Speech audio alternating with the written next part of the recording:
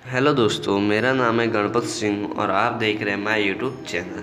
मैं आज आपको बताने वाला हूं कि भगवान शिव के गले में जो मुंड माला है वह किन किन मुंडों से बनी है, अर्थात किन किन के मुंड है। तो ये जानने के लिए आप हमारे वीडियो को अंत तक पूरा देखें। तो चलिए दोस्तों, वीडियो को स्टार्ट करते हैं।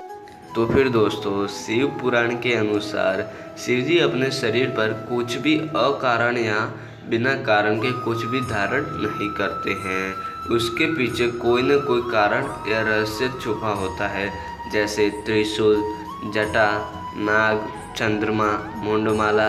यह सब किसी न किसी कारण से धारण किए हुए हैं। तो फिर दोस्तों, मैं आज आपको मुंडमाला के रहस्य से अवगत करवाने वाला हूँ। तो मुंडमाला का रहस्य नारद जी भी जानना चाहते थे।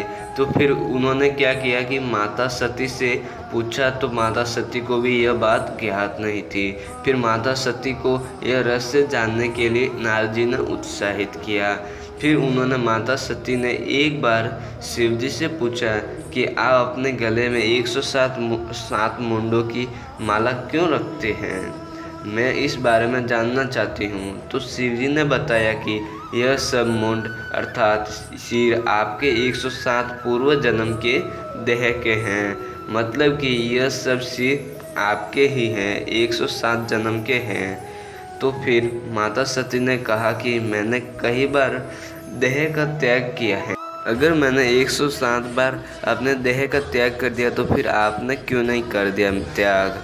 तभी शिव जी बोले कि मुझे अमर कथा का ज्ञान है, इसलिए मैं अमर हूँ। तो फिर माता सती ने कहा कि मुझे भी अमर कथा का ज्ञान प्राप्त करना है।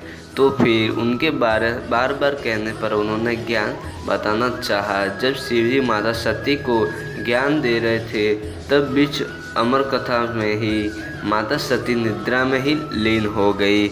इसी कारण उन्हें राजा दक्ष के शिव अपमान करने पर उन्होंने अग्निकुंड में अपने देह का त्याग किया और भगवान शिव ने तांडव खेला। और यह सब प्रभु की ही लीला थी, अर्थात यह सब शिव जी की ही लीला थी। फिर उन्होंने 108वें सर को अपनी मुंडमाला में पिरोया और फिर सती माता का पार्वती रूप में पुनर्जन्म हुआ। फिर इसके बाद में माता पार्वती को अमरत्व मिल चुका था।